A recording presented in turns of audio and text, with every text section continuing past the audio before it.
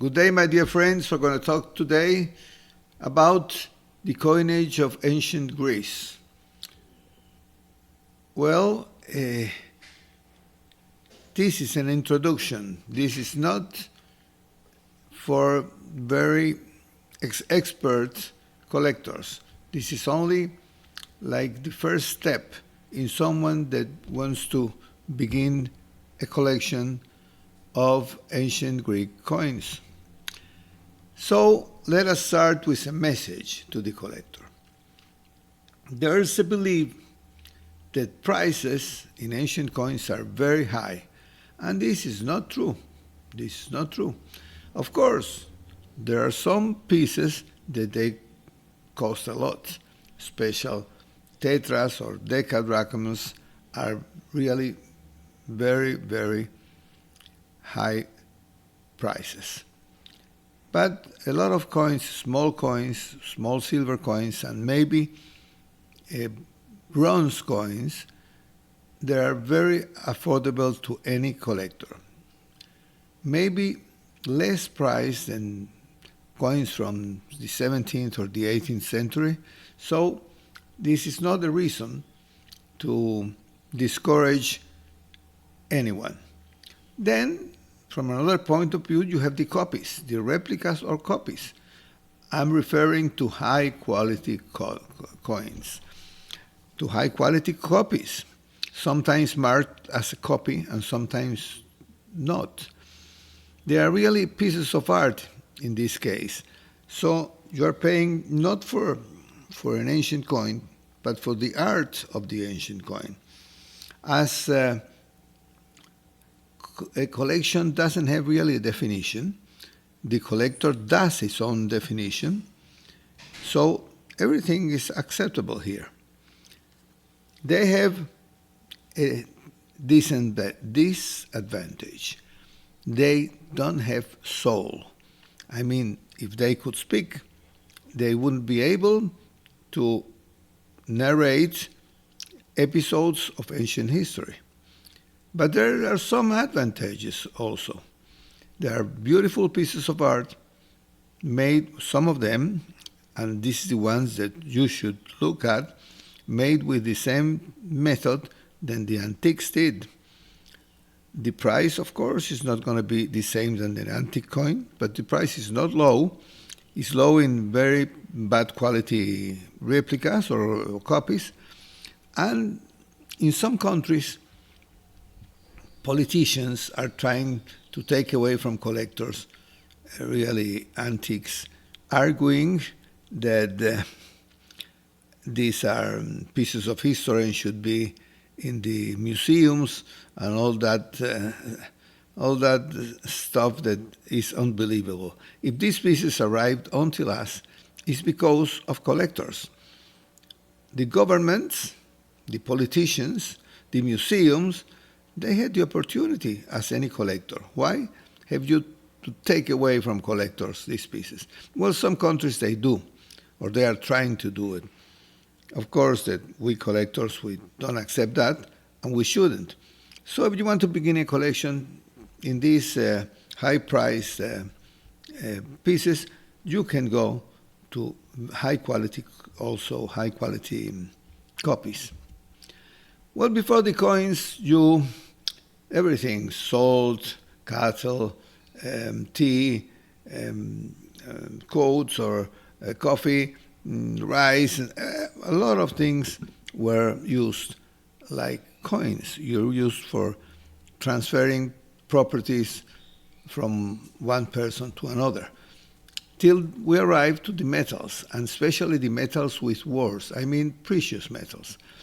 First of all, the electrum. The electrum was a natural alloy, an alloy found on nature, was a mix of gold and silver, more or less, this is not exact, 25% gold and 75% silver.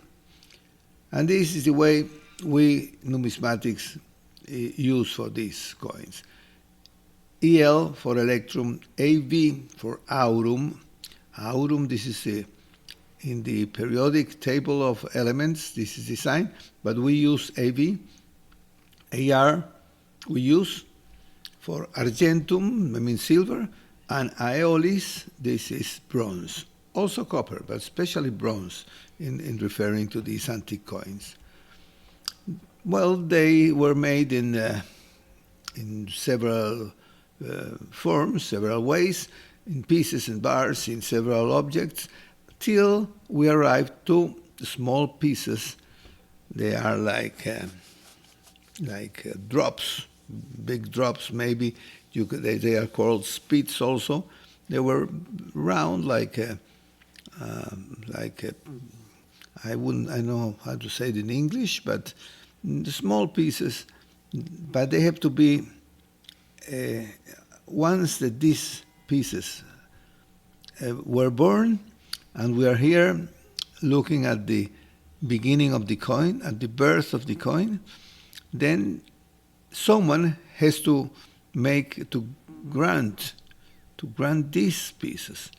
So there was the production of these stamps. It was the authority who certified that these pieces were made of silver or gold or anything. So they have to fill the clay molds, as you see in this picture, as you see it here. This is modern work of copies. And then they minted by hammer. And these were minted by the authority that guaranteed the product. Because when the coins began, also the fakes began, especially the cheaters. Well, this is very important. Ancient numismatic art is considered a form of miniaturist sculpture, an artistic manifestation and a reflection of culture, politics, and aesthetics of antiquity. What we will consider in ancient Greek coins? Well, it covers a time period from the 7th century before Christ till the year 286. Anno Domini, of course, our age. And in respecting the area, from the Iberian Peninsula to the Western India, and from north to south, from Alexandria till the North Black Sea. It includes regions that minted coins with Greek legends and or designs, and also Greek mints that continue to operate under the Romans with legends in Greek and or Latin, and this we'll see at the end of this conversation, are called Imperial Greeks for some ones, or Provincial Roman from another numismatist. We begin our journey through time some 2,700 years ago, from the birth of the coinage till the end of this ancient coinage. I'm going to represent sculpture just to introduce every century. So we start between the 7th or 6th century with these Cleobis and Biton made by an artist called Argos. We know about Argos because here is written his name. And we start with the Greeks, of course. This was a Greek invention, as we will see. But the Greeks founded city-states. They were called polis in plural, or polis in singular. The city-states, wherever they arrived, they founded a colony and they developed their own government. Here, as I told before, in these spits, or these gospels, we see also these are like discs. We see these pieces founded under the Temple of Artemis in Ephesus. This is a reproduction for tourists about what was the Temple of Artemis. And under these rests of this temple were found these pieces. So that's why I tell you that we're just, when we see these pictures, we're seeing the birth of the coin or of the coinage. This happened in Ephesus. And the same region, Ephesus is here, Lydia. In this kingdom of Lydia, this was, even if this is Anatolia, actual Turkey, this was Greek, these were Greek city-states in Lydia. Is what we found here, the third of a stater made of electrum, the alloy of silver and gold, is believed for most of investigators the oldest coin in the world, the first coin. Some, of course, always there's someone that doesn't believe this, but most of numismatists believe that this is the first coin we produced. We arrive to the 16th century, and here we see how the sculpture is developing. This is a special of the Sphinx of Naxos. This is like a griffin, but with a female head. And we go back to Lydia. But in times of King Croesus was very famous because the opulence during his government. And he or his people found out how to separate gold from silver, so he produced coins in gold or in silver, no more on electrum.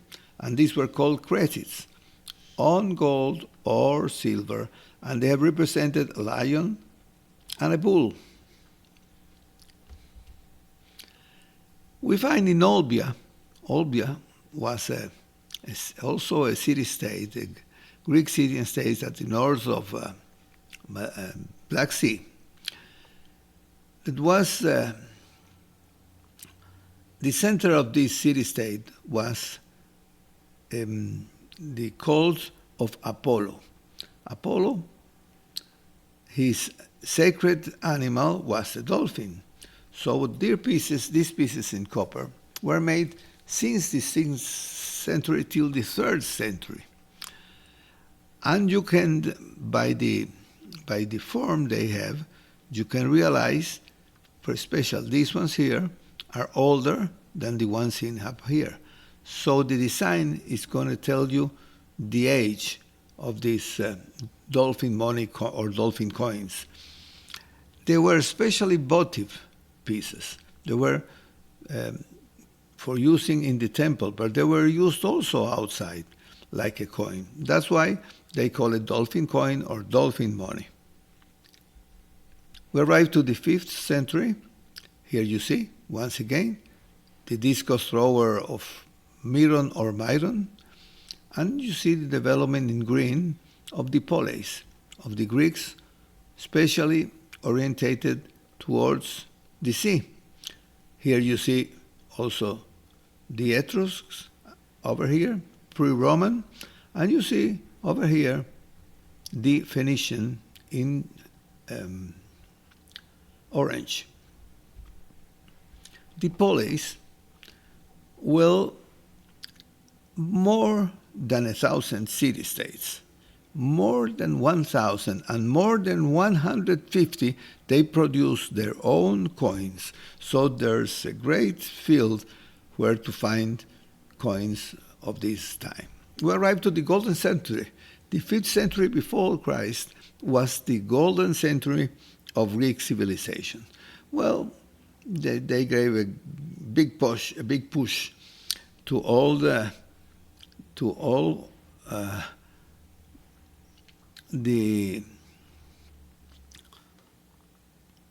Occidental culture. You see, I'm not going to repeat that. Architects, astronomers, and here I follow just the alphabetic order. And we arrive to the P, there are still a lot more. So they were represented really a reborn because civilization, Occidental civilization was born really in Sumeria, but this was a reborn of this civilization and a great push towards now times. From a political point of view, these polis, they had several political systems. Some of them were commanded by dictators, some of them were also democratic, especially Athens, where democracy was born, but they were different, several political systems. They competed one with each another, but also were united when there was an external danger. And they united in forms of leagues. From an economic point of view, various monetary systems were used. Most common were the Athenian one, based on a drachma, the Corinthian made on a stater, and an Aeginal based on a didrachma. The weights, as you can see here, were very well known, and this facilitated the use of all of them in other places because they were accepted by the weight, because the real worth was the intrinsic worth. So they were accepted anyway, even if there were not banks or credit cards or checks or anything like that. You see here what I call the first dollar, because the tetradrachm, we're going to say, since now the tetras, there are 4 drachms, the decadrachm are 10 drachms, and the drachm is only 1. So from this point on, I'm going to talk about drachm, tetra, or deca, because of not repeating such a long word. So here, the tetra of Athens was produced during a lot of years. You see, from the 510 before Christ till the 62 before Christ. How can we date these pieces? Very easily.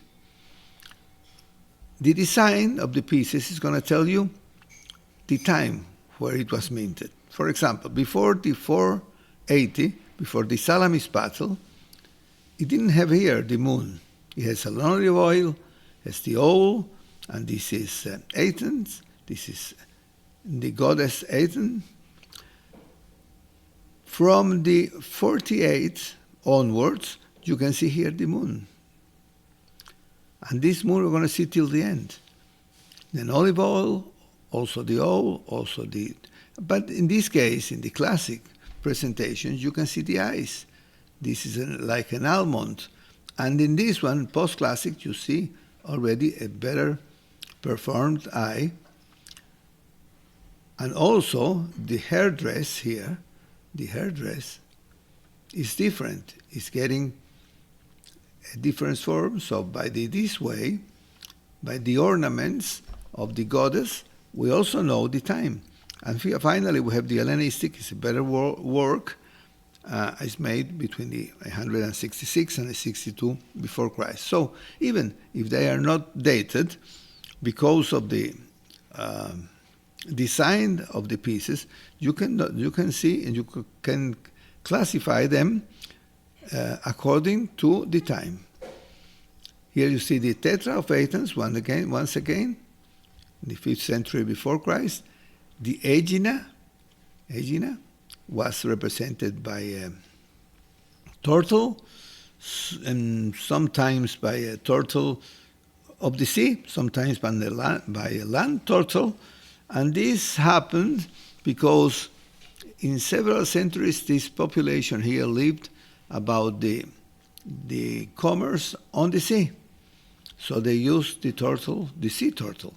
When they changed and they began to the commerce by land, they then began to produce coins with the turtle, with the land turtle, with the earth turtle. And that means that we can also, according to this, determine approximately the age of the coin or the times of those coins. In Corinth, for example, they were used the Corinth helmet, you can identify by the Corinth helmet, and Pegasus. In Thebes was a population, a military population. You have here the coat, military symbol, and then even your crater. A crater because they commerce with wines, so they have a crater here. Over here, Larissa had the nymph Larissa, and they have horses. They were very famous in breeding horses, so that's the symbol they used in the coin. In Silphium, a polis here in the north of Africa, the Silphium was a plant very well known with medicinal effects, was also not only therapeutic effects used in kitchens and also like a perfume. But we'll talk about this whenever I will develop the relationship between coins and between medicine, how medicine is represented in coins during the Greeks and the Roman period. Here we have Syracuse. Syracuse, they were very famous in the Olympics games, so they used the quadrigas here, see, they symbol in movement.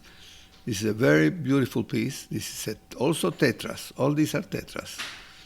And this is the first decadrachma. These coins is they called it the Maresion or decadrachma of Syracuse. This is the first decadrachma.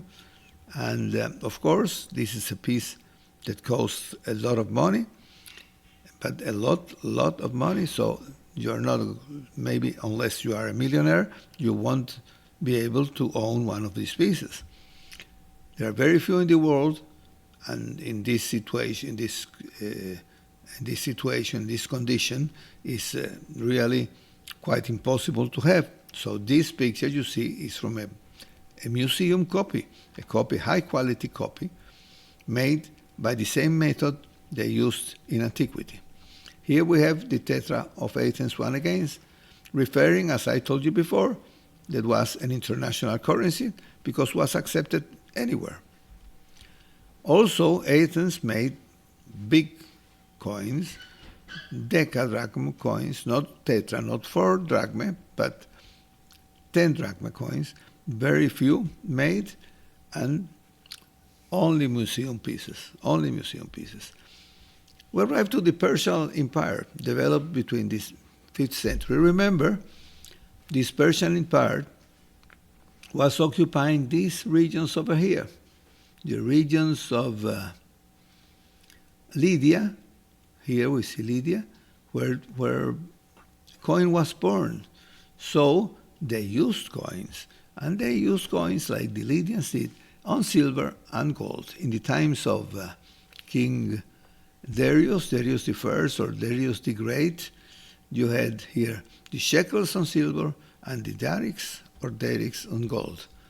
We're right to the 4th century, and we have the Hermes of Olympia, like a representative of sculpture, made by the artist Praxiteles on the 350 before Christ.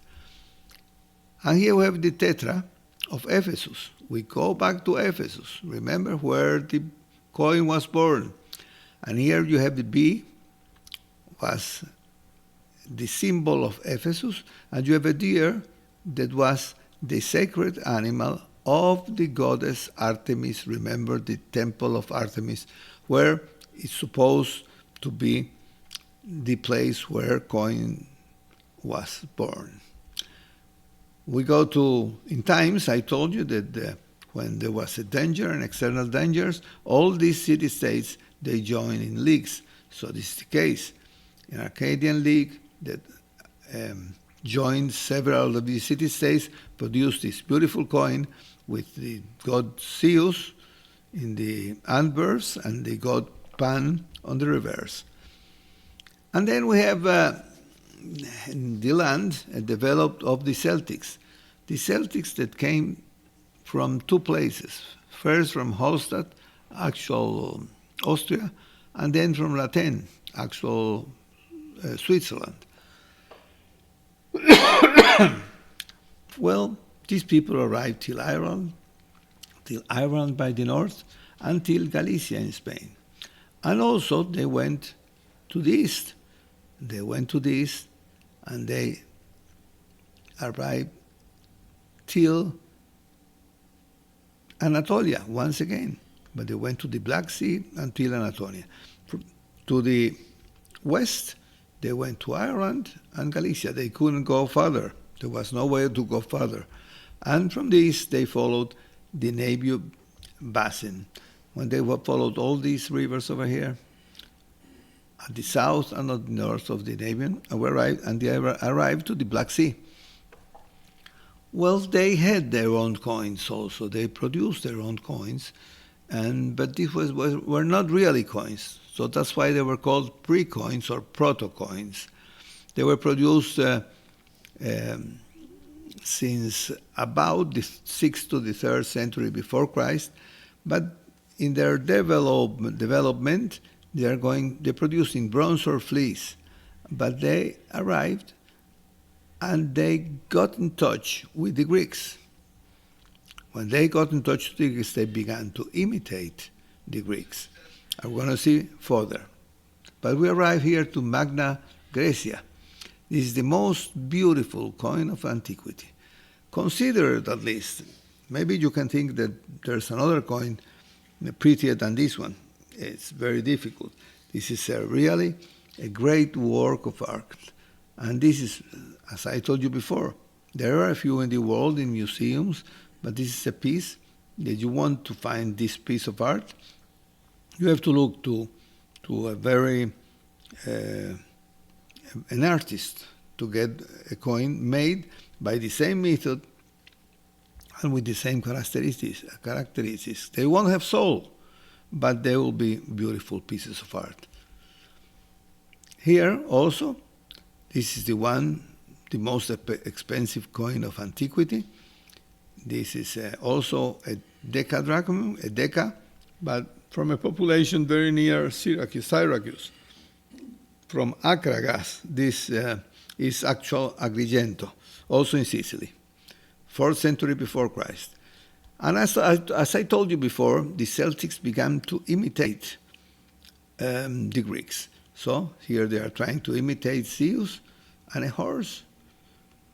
But you see, they are not going to get the art that they are not going to arrive in quality to the Greeks, but they're going to develop an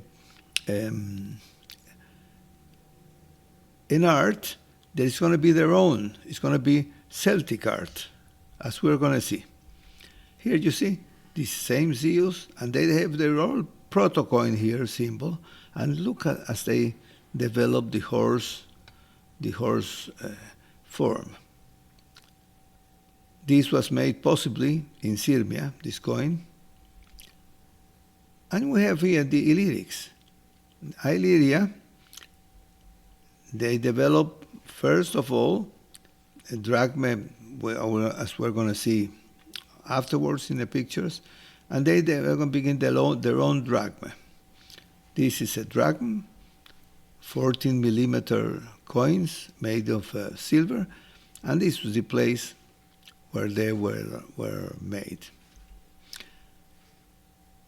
And now we have Philip II of Macedon. This is Alexander the Great Father, and they began to create like a small empire, affecting the city-states very near, and becoming a very important kingdom. This is a tetra from Philip II. Look at the quality. And then his son, Alexander, is going to conquer all these places till India. And even if the coin already lived here, he's going to develop the coins till India. We return to the works of art. And the decas of Alexander the Great are also very difficult pieces, very, very expensive, and very unaffordable to most of collectors. So, in this case, if you want a piece of this, you have to go to the museum quality works, because you're not going to be able to have one originals. see, they became, once again, beautiful pieces. But these were not pieces that circulated normally. The pieces that circulated normally were the tetras, not the deca. And in this case, in these times of Alexander the Great, this was the new dollar, the new international currency. It was the tetra of Alexander the Great.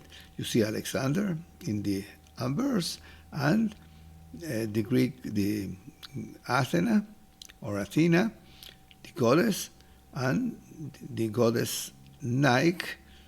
That's because of the Nike brand, the goddess Nike, victory on her hands. We arrive to the 3rd century before Christ, and we have to consider another people, the Phoenicians.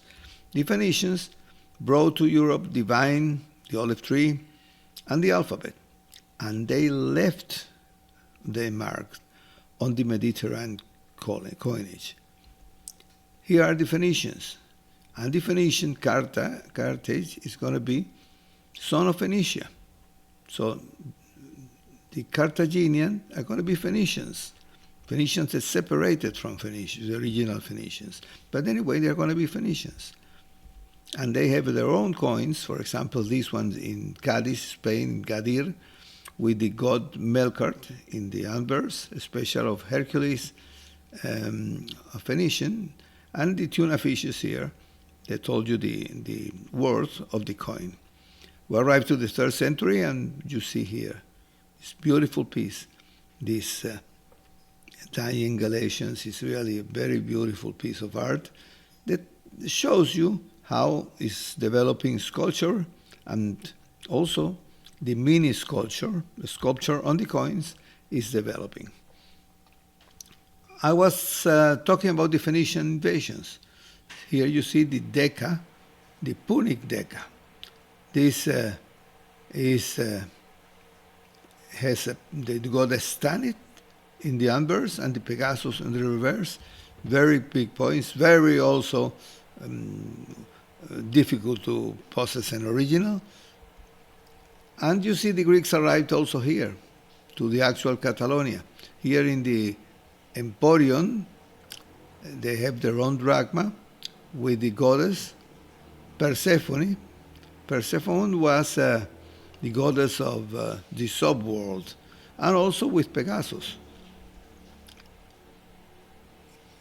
In Pharos, in the island of Pharos, in the eastern Adriatic, we have also the what is called the Dalmatian drachma, with Zeus in the Anvers, and the goat.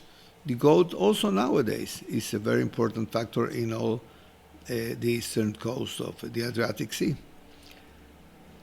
The empire of Alexander was disintegrating. Once he died, it was cut into pieces, and two pieces, and every piece was in charge of his generals, that are called the Diadochi. Diadochi were the generals of Alexander the Great. So every one of them commanded a part of this great territory. They're going to begin to fight one each other, and they're going to be debilitated by this, and then after this, the Romans are going to get them easily. So every one of them wanted to make his own coins, and here we have the tetras of Lysimachus. At the beginning, they showed the image of Alexander the Great because they wanted to show they were the real descendants of Alexander, but then they changed and they already used their own faces. This Seleucus used the Seleucus tetra in his image. Ptolemy in Egypt, he founded his dynasty. They arrived till Cleopatra, till in the 3rd century before Christ. So Cassander, his own tetra, commanded what was Macedonia and what is nowadays Greece. Also the Illyrians, that they were all displaced over here. You see, big place. They produced their own coins, drachmae and staters. And they had here a cow, a nursing calf, nursing cow, and this demonstrates they developed breeding cows and cattle. So, and in the reverse, they have a star constellation. Very interesting. Someone's investigators say that this is not a star constellation, but this is a backgammon. This is the Taule game called nowadays backgammon.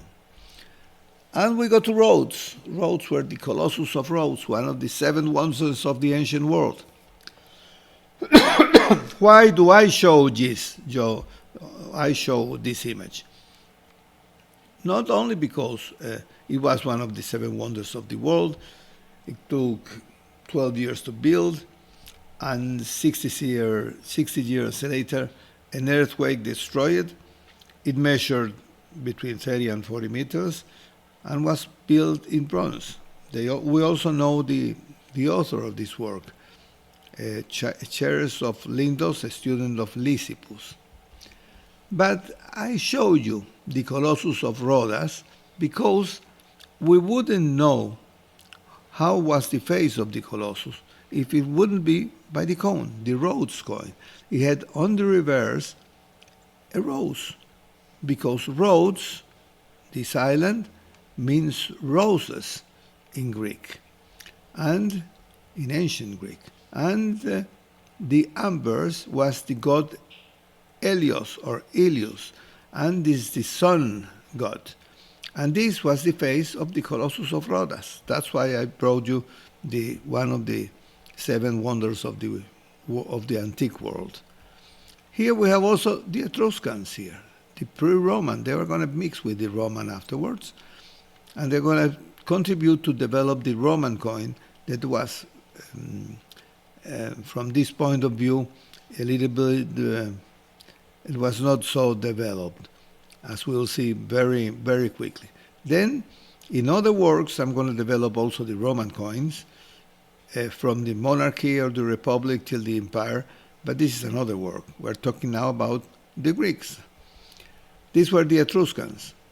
The Etruscans, they were one of the precursors of Rome. Here they produced a coin because they commerced with the population, with the Greek population. So they needed a silver coin to be exchanged with the drachma. So this one you show is the drachma. This is 4.2 grams. It's almost the same weight than the drachma, so they were accepted easily by the Greek population of Magna Graecia. And here it showed the number 10, because this coin can also commerce with the Romans, and the Romans had a bronze coin called the as or ace. Here this coin was showed 20, was a bigger coin in silver, and this one was coin in gold, was 25. This is referred to the aces. Here we see we arrive to the 12th, to the 2nd and 1st century, and then we are going to arrive to Rome. Rome is expanding themselves in the way as a military empire, not only as military empire, but imperial conquerors. And they had this coin, the ace. These the coins with the Romans, so were made of bronze, and they weren't easable. They were not accepted by the people all around. So they had to change. And they had to change, and influenced by the Magna Graecia coins, the drachma coins of the Greeks, and also by the Etruscans. They made, finally, after several steps, they arrived to the denarius coin. This is one of the first denarius, and with the number 10, that was coming from the Etruscan coin, meant that this silver coin was worth 10 of this aces coin. See here, number 1, the ace. And we will develop the history or the introduction to the Roman coin also in a few time. I have it already. I have to present it on YouTube. So we're going to develop the history of the Roman coin. And this is the same denarius, but you're already in the times of the first emperor, of Augustus, Octavianus Augustus. Here we get to the 2nd and 3rd centuries. And we have the aqueduct of Segovia, made in granite and in operation until 1973. And here we have the greater extent of this time of Emperor Trajan. And this is well to explain. When Romans conquered territories, they had two ways of behaving. When just the people, when they arrived to conquer, accepted their superiority, they were respected, even their coins were accepted, and very slowly were transformed into Roman coins. These coins, half Greek, half Romans, we talked about it at the beginning as Roman provincial or Greek imperial coins, imperial Greek. We'll see two examples of this. This is, as I told you, the imperial Greek coin, also Roman provincial coins. This is the same. Talking about the imperial Greek coin, the Greeks, they didn't never have an empire. So this is the Greeks under the Roman Empire, or maybe Roman provincial. You see, this is an example from Cilicia, nowadays Armenia.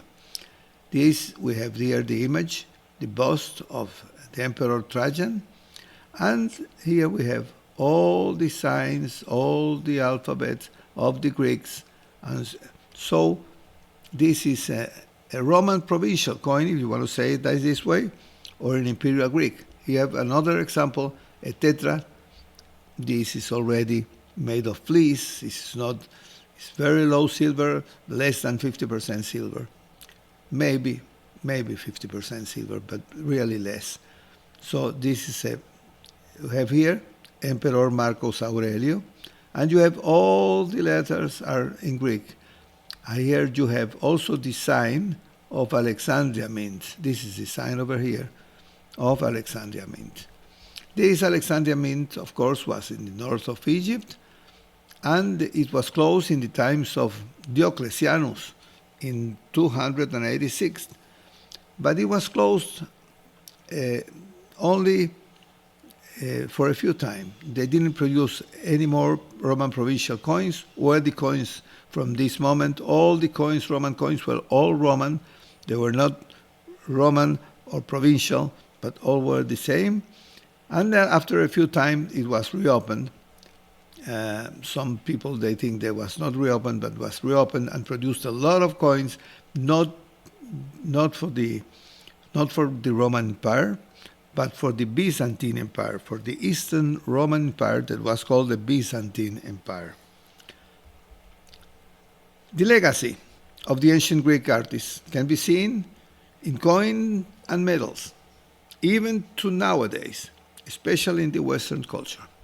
So the drachm evolved into the denarius and into the Antoninianus, into the Argenteus, or denarius Argenteus, the siliqua, the dinar of Al-Andalus, the denier of Charlemagne, the dinero of Castile and Aragon on Leon, the medieval Slavic dinar, the English denier, the silver florin, and the real of the Spanish Empire, and many others, of course. We could continue arriving to nowadays because special of this drachm can be transformed into any actual coin. So we arrived to the end. Thank you very much. Please remember to give a like, and if you want to subscribe, just do it. I'm going to be presenting a lot of things in numismatics, especially antique numismatics, and also in history, especially history of Croatia, also about wines, introduction to wine. Very slowly I'm going to be I'm going to be trying to give something of myself into the world. Thank you very much. Have a nice day. See you soon.